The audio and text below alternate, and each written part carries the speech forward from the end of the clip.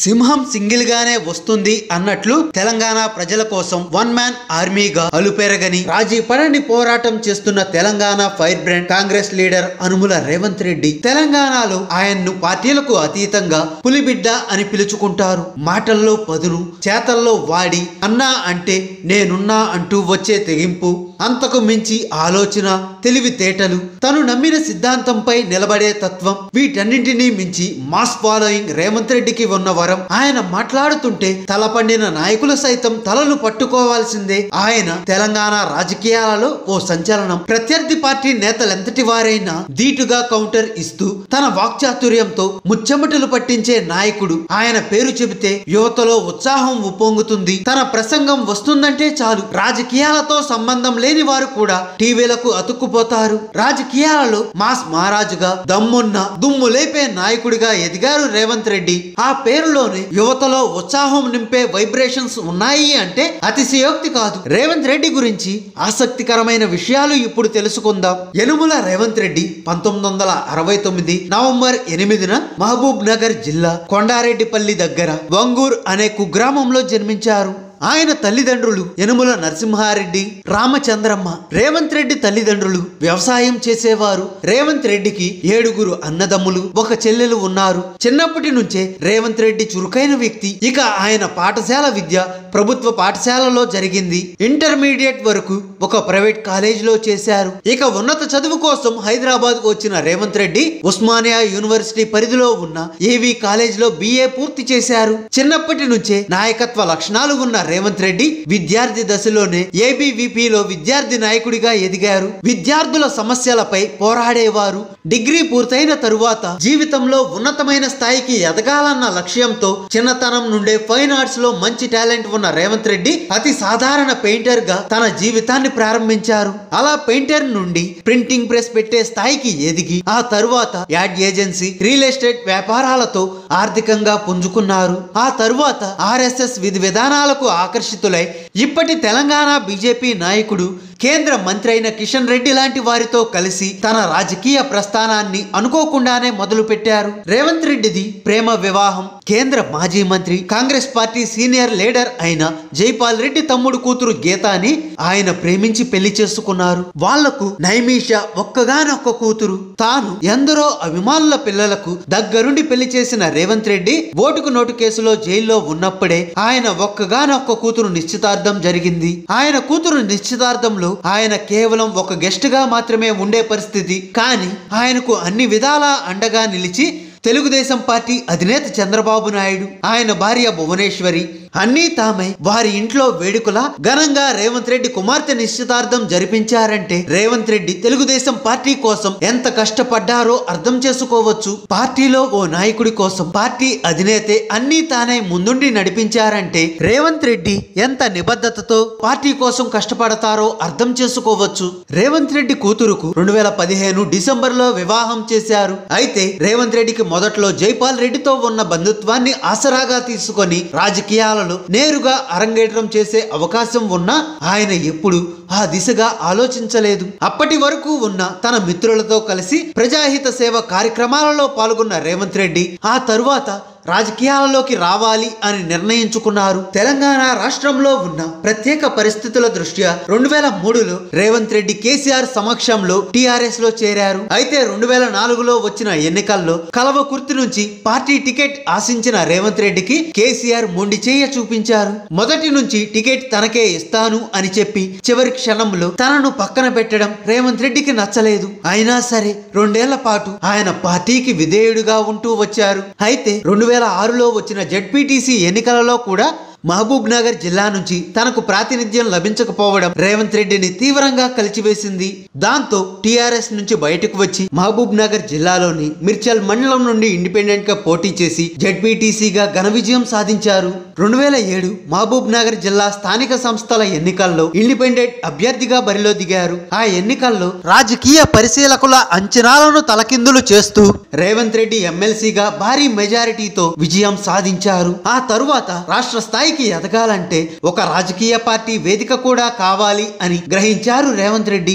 అప్పట్లో అధికార కాంగ్రెస్ ఆయనను ప్రలోభపెట్టి ఒత్తిడి తెచ్చినా తలగ్గకుండా తన భావజాలానికి దగ్గరగా ఉండే తెలుగుదేశం పార్టీలో చేరారు. ఎమ్మెల్సీగా కొనసాగుతున్న తరుణంలో అప్పటి ప్రభుత్వానికి సంబంధించిన ఎన్నో అవకతవకలు, అక్రమాలపై ఆధారాలను సంపాదించి వాటిని శాసన మండలిలో బయటపెట్టి అక్రమార్కుల గుండెల్లో రైలు పరిగెత్తించారు రేవంత్ రెడ్డి. ఇక 2009 సాధారణ ఎన్నికల్లో ఎమ్మెల్యేగా గెలిచి అసెంబ్లీలోను తన సత్తా చాటాలి అని నిర్ణయించుకున్నారు రేవంత్ రెడ్డి. ఆ ఎన్నికలలో తను కోరుకొని ఉంటే తన సొంత నియోజకవర్గమైన కలవకుర్తి అసెంబ్లీ నియోజకవర్గం టికెట్ దక్కి ఉండేది. కానీ తాను మొదటిసారి ఎమ్మెల్యేగా పోటీ చేయాల్సిన నియోజకవర్గాన్ని ఎంచుకోవడంలోనూ రేవంత్ రెడ్డి తన విలక్షణ శైలిని చాటుకున్నారు. అప్పట్లో సాధారణ నాయకులు ఎవరు కనీసం కన్నెత్తి చూడడానికి భయపడే కొడంగల్ నియోజకవర్గాన్ని ఆయన ఎంచుకున్నారు. అప్పటికి కొడంగల్ని ఒక దొర ఏలుతున్నారు.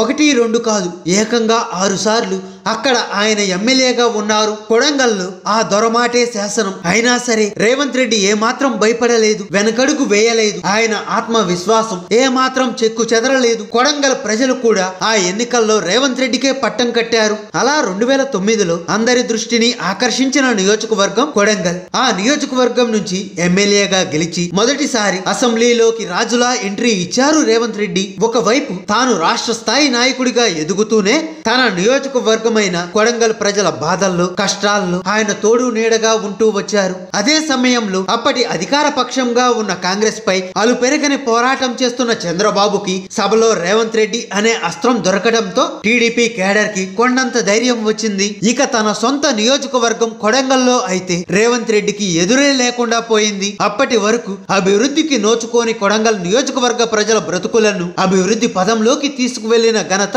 రేవంత్ రెడ్డికే దక్కుతుంది. అందుకే 2014లోను అదే నియోజకవర్గం నుండి ఆయన మళ్ళీ ఎమ్మెల్యేగా ఎన్నికయ్యారు. ఒకవైపు కొడంగల్ ఎమ్మెల్యేగా తన బాధ్యతను సమర్థవంతంగా నిర్వహిస్తూనే పదునైన మాటలతో సూటిగా రేవంత్ రెడ్డి సంధించే బాణాల్లాంటి ప్రశ్నలకు సమాధానం చెప్పలేక అధికార పక్షం మెడలు వంచిన సందర్భాలు అనేకం. అసెంబ్లీలో టీఆర్ఎస్ నాయకులని తన మాటల తూటాలతో ముచ్చెమటలు పట్టించారు రేవంత్ రెడ్డి. రేవంత్ రెడ్డి అసెంబ్లీలో లేచి నిలబడితే చాలు అధికార టీఆర్ఎస్ పార్టీ నాయకుల ముఖాలలో ఇరిటేషన్ కనబడుతుంది. ఇక మాట్లాడడం మొదలు పెట్టాక వాళ్ళ బీపీలు పెరిగిపోతుంటాయి. అసెంబ్లీలో రేవంత్ రెడ్డి దూకుడిని ఎదుర్కోలేక అధికార పక్షం అనేక సార్లు సస్పెన్షన్ వేటు వేసింది. కానీ తిరిగి మళ్ళీ సభలోకి వచ్చిన ప్రతిసారి రేవంత్ రెడ్డిది అదే దూకుడు. సంద్రం నుండి తీరం మీదకు దూసుకు వచ్చిన తుఫాను ఏ ఊరుని అతలాకుతలం చేస్తుందో తెలియని విధంగా సభలోకి దూసుకు వచ్చిన రేవంత్ రెడ్డి ఏ రోజు ఏ నాయకుడి అవినీతిపై విరుచుకు పడతారో తెలియక నేతలు అల్లాడిపోయిన సందర్భాలు అనేకం ఉన్నాయి. ఎక్కువగా వ్యక్తిగత దూషణకు దూరంగా ఉంటూ కేవలం అధికార పక్షం విధి విధానాలను ఎండగడుతూ వచ్చిన రేవంత్ రెడ్డికి చంద్రబాబు నాయుడు పార్టీలో తక్కువ కాలంలోనే సముచిత స్థానం కల్పించారు. దాంతో రేవంత్ రెడ్డికి ఒక కొడంగల్ నియోజకవర్గంలోనే కాకుండా రాష్ట్ర స్థాయిలో ఎంతో మంది అభిమానులు పుట్టుకొచ్చారు. మరోవైపు కష్టాల కడలిలో ఉన్న Telangana Telugu Desam party working president గా కీలక బాధ్యతను కూడా తనదైన శైలిలో నిర్వహించారు రేవంత్ రెడ్డి. రాష్ట్ర విభజన తరువాత తెలంగాణలో వార్ వన్ సైడ్ అయ్యింది. నమ్ముకున్న అధినాయకుడు నడి రాష్ట్రంలో వదిలేసి వెళ్లిపోయిన తెలంగాణలో టీడీపీ కష్టకాలంలో ఉన్న సమయంలో ఒక్కొక్కరుగా సైకిలు దిగి కారు ఎక్కి షికార్లు చేసిన అధికార పార్టీ వ్యూహాత్మకంగా గల్లీ లీడర్లను సైతం తమ గూటికి లాగేసిన ఎంతో ధైర్యంగా తెలంగాణలో టీడీపీ నాయకులు ఎవరూ లేకపోయినా లక్షలాదిగా ఉన్న కార్యకర్తలకు తాను ఉన్నాను అంటూ ధైర్యం చెప్పారు రేవంత్ రెడ్డి. తెలంగాణలో కేసీఆర్ చెప్పిందే వేదం, చేసిందే శాసనం. ఎదురు తిరిగిన శత్రువుని మట్టి కరిచేలా చేయడంలో కేసీఆర్ దిట్ట. ఎంత ఏకపక్ష రాజకీయం నడుస్తున్నా రేవంత్ రెడ్డి దేనికి లొంగకుండా ఎదురు నిలిచారు. అందుకే శత్రువు పన్నిన కుట్రలో చిక్కి రాజకీయ వైకుంఠ పాలిలో ఓటుకు నోటు అనే సర్పం అమాంతం మింగేసిన గురిపెట్టి మరీ బాణాలు విసురుతున్న శత్రువుకి మీసం మెలివేసి మరీ సవాలు విసిరారు. అయితే ఓటుకు నోటు కేసు తరువాత రేవంత్ రెడ్డి సైలెంట్ గా ఉంటారు అని అధికార పార్టీ భావించింది. కానీ బెయిల్ పై బయటకు వచ్చి భారీ ర్యాలీ నిర్వహించి అప్పుడు మాట్లాడిన తీరు చూసిన అధికార పక్షానికే కాదు అందరికీ ఆశ్చర్యం వేసింది. మీసం మెలేసి తొడకొట్టి మరి కేసీఆర్ ని ఎప్పటికైనా గద్దె దించేది తానే అని సవాలు చేశారు. తదనంతరం జరిగిన పరిణామాలతో తెలంగాణలో కేసీఆర్ ని గద్దె దించడం టీడీపీలో ఉంటే సాధ్యం కాదు అని భావించిన రేవంత్ రెడ్డి చంద్రబాబు నాయుడు పర్మిషన్ తీసుకొని మరి కాంగ్రెస్ లో చేరారు. అయితే కాంగ్రెస్ లో చేరే ముందే రేవంత్ రెడ్డి కాంగ్రెస్ అధిష్టానానికి ఒక కండిషన్ పెట్టారంట. అదేంటంటే తాను కాంగ్రెస్ పార్టీలో చేరిన తెలుగుదేశం పార్టీని కానీ చంద్రబాబుని కానీ విమర్శించను అని, దానికి ఒప్పుకుంటేనే కాంగ్రెస్ లో చేరతాను అని చెప్పారు. రేవంత్ రెడ్డి సీనియర్లకు ఇచ్చే గౌరవం అది. పార్టీ మారగానే పార్టీ అధినేతను బండబూతులు తిట్టే నేటి రాజకీయ నాయకులకు ఆదర్శంగా నిలిచారు రేవంత్ రెడ్డి. నేటికి ఆయన తనకు రాజకీయ భిక్ష పెట్టిన పార్టీపై అభిమానంతో నేను తెలుగుదేశం పార్టీకి సోదరుడిని, కాంగ్రెస్ పార్టీకి ప్రతినిధిని అని చెబుతుంటాడంటే అది ఒక్క రేవంత్ రెడ్డికే సాధ్యం. ఆ తరువాత 2018లో జరిగిన ఎన్నికల్లో కాంగ్రెస్ తరపున కొడంగల్ నుంచి ఎమ్మెల్యేగా బరిలో దిగారు. ఎందరో సీనియర్లు ఉన్న కాంగ్రెస్ పార్టీలో రేవంత్ రెడ్డి వాక్చాతుర్యం వల్ల రాష్ట్రంలో చాలా నియోజకవర్గాలలో కాంగ్రెస్ పార్టీ ఎమ్మెల్యే అభ్యర్థుల తరపున ప్రచారం కూడా చేశారు రేవంత్ రెడ్డి. అయితే ఆ ఎన్నికల్లో ఎవరు కని విని ఎరుగని ఓ అద్భుతం జరిగింది. అదే తెలంగాణ కాంగ్రెస్ ఫైర్ బ్రాండ్ రేవంత్ రెడ్డి ఓటమి. వాస్తవానికి కేసీఆర్ కి మొదటి నుంచి కొరకరాని కొయ్యిగా డి అంటే డి అంటూ తలపడుతున్న రేవంత్ రెడ్డిని ఎలాగైనా ఓడించాలని, అసెంబ్లీలో ఎదురు దాడి చేసే అవకాశం లేకుండా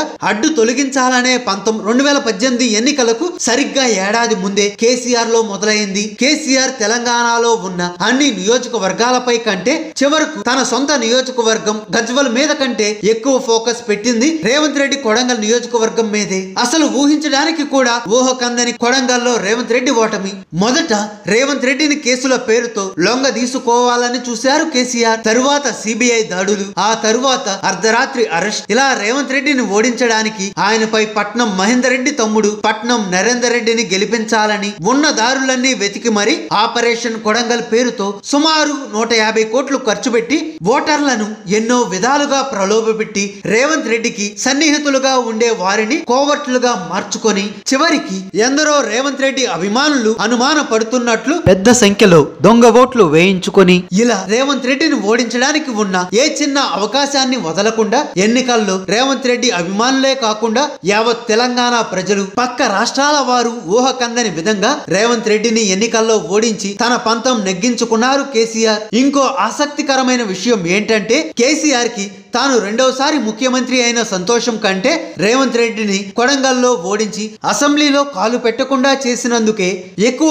ఆనందం ఇచ్చింది అని స్వయంగా టిఆర్ఎస్ శ్రేణులే అప్పట్లో చర్చించుకున్నారంటే కేసీఆర్ కు రేవంత్ రెడ్డిని ఓడించాలన్న పంతం ఎంతగా ఉందో అర్థం చేసుకోవచ్చు. ఇంకా అసెంబ్లీ ఎన్నికల్లో కాంగ్రెస్ పార్టీ ఘోర పరాజయం పాలైంది. స్వయంగా ముఖ్యమంత్రి రేసులో ఉన్నాం అని చెప్పుకునే రాజకీయ ఉద్దండులైన సీనియర్ నాయకులు సైతం ఘోర పరాజయం పాలయ్యారు. దీంతో రేవంత్ రెడ్డి ఇక సైలెంట్ అయిపోతారు అని కేసీఆర్ అండ్ టీం భావించారు. కానీ అనూహ్యంగా ఆ తరువాత జరిగిన పార్లమెంట్ ఎన్నికల్లో కాంగ్రెస్ పార్టీ తరపున భారతదేశంలోనే అతిపెద్ద లోక్సభ కాన్స్టిట్యున్సీ అయిన మల్కాజ్గిరి ఎంపీగా బరిలోకి దిగి అందరినీ ఆశ్చర్యంలో ముంచెత్తారు. టిఆర్ఎస్ అభ్యర్థిపై ఎంపీగా ఘన విజయం సాధించి గల్లీలోని అసెంబ్లీలోకి తన ఎంట్రీని ఆపేసిన అధికార పార్టీకి షాక్ ఇస్తూ ఢిల్లీలో పార్లమెంట్ లో ఎంట్రీ ఇచ్చారు రేవంత్ రెడ్డి. ఇక తెలంగాణలో వరుసగా జరిగిన అన్ని ఎన్నికల్లో కాంగ్రెస్ ఘోరంగా పరాజయం పాలవుతూనే ఉంది. పార్టీ శ్రేణుల్లో నూతన ఉత్సాహం నింపి పార్టీని పటిష్టం చేయడానికి తెలంగాణ కాంగ్రెస్ పార్టీ అధ్యక్షుడిగా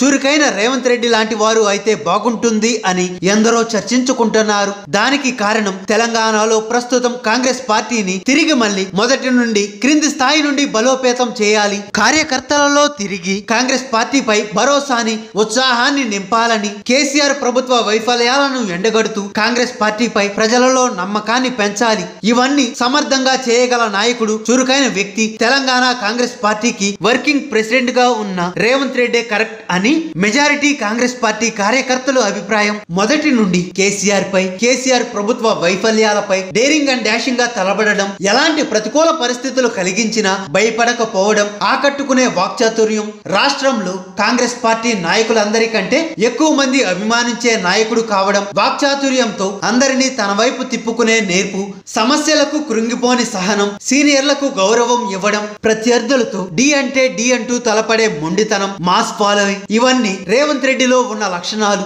రేవంత్ రెడ్డి లాంటి చురుకైన వ్యక్తికి పార్టీ పగ్గాలు అప్పగిస్తే పార్టీని ప్రజలకు మరింత దగ్గర చేస్తే 2024 ఎన్నికల్లో తెలంగాణలో కాంగ్రెస్ పార్టీకి విజయం దక్కుతుంది అని కాంగ్రెస్ కార్యకర్తలు నమ్ముతున్నారు. ఏది ఏమైనా ఎప్పటికైనా కేసీఆర్ ని గద్దె దించుతాను అంటూ అంటూ దూసుకుపోతున్నారు రేవంత్ రెడ్డి. తెలంగాణలో నేడు కాకపోయినా ఏదో ఒక రోజు గులాబీకి ఎదురు గాలి తప్పదు. ఈ రోజు కేసీఆర్ పై పోరాటంలో రేవంత్ రెడ్డి ఒక్కరే కావచ్చు, కానీ ఆయన వెనుక ఎందరో సైనికులు, ప్రజలు ఉన్నారు. అధికార టిఆర్ఎస్ పై మిగతా రాజకీయ నాయకులు చేస్తున్న పోరాటం వేరు, రేవంత్ రెడ్డి చేస్తున్న పోరాటం వేరు. ఇది పదవుల కోసం కొనసాగే పోరాటం కాదు, ఆత్మస్థైర్యానికి, ఆత్మ గౌరవానికి సంబంధించిన పోరాటం. ఎంతో మంది ఎన్నో సార్లు డబ్బు పదవులు ఎరచూపిన లొంగని కరుడు గట్టిన ఉక్కు మనిషి ఆయన. తను నమ్మిన సిద్ధాంతం కోసం ఒకరి ముందు తల వంచే ప్రసక్తే లేదు అంటూ వన్ మ్యాన్ ఆర్మీగా ముందుకు సాగిపోతున్నారు. గులాబీకి ముళ్ళుంటాయని భయపడకుండా, గులాబీ చుట్టూ ఇనుప కంచెలు ఉన్న వెన్ను చూపకుండా దాన్ని త్రుంచి తీరతాను అని అలుపెరగని పోరాటం చేస్తున్నారు రేవంత్ రెడ్డి. అంతులేని ఆత్మవిశ్వాసానికి, మొక్కవోని పోరాట పటిమకు, మడమ తిప్పని పౌరుషానికి, అపజయం ఎరుగని నిర్భయానికి ఒక రూపమంటూ వస్తే అది అచ్చు రేవంత్ రెడ్డిలా ఉంటుంది.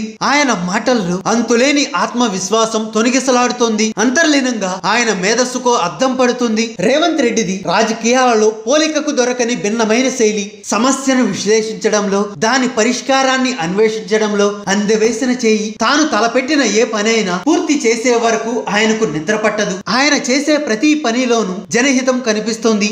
ఏది ఏమైనా కష్టకాలంలో పార్టీకి అండగా ఉంటూ, కార్యకర్తలలో ధైర్యం నింపుతూ, టార్గెట్ లో ఏ మాత్రం తగ్గకుండా ముందుకు నడుస్తున్నారు రేవంత్ రెడ్డి. ఆయన క్రమశిక్షణ రాజకీయాలలో ఎందరికో ఒక పాఠం లాంటిది. ఎప్పటికైనా రేవంత్ రెడ్డి ఒక్కరే తెలంగాణలో కాంగ్రెస్ పార్టీకి పూర్వ వైభవం తెచ్చేది అని, ఆయన ఏదో ఒక రోజు ఖచ్చితంగా ముఖ్యమంత్రి అవుతారని కాంగ్రెస్ శ్రేణుల, రేవంత్ రెడ్డి అభిమానుల గట్టి నమ్మకం. రేవంత్ రెడ్డి 6 అడుగుల ఆజానుభావుడు కాకపోయినా ఆయనలో రాజసం ఉట్టిపడుతుంది. ఎదుటి వారిని సమ్మోహపరిచే తేజస్సు కనిపిస్తుంది. ఆయన ముఖంలో ఎప్పుడూ చెదరని చిరునవ్వు ఉంటుంది. ఆయన ప్రసంగాలు సూటిగా, సుదీర్ఘంగా కొనసాగుతాయి. పక్కా సమాచారం ప్రజల ముందు పెడతారు. తన మాటలు విపక్షానికి చురకలంటిస్తాయి.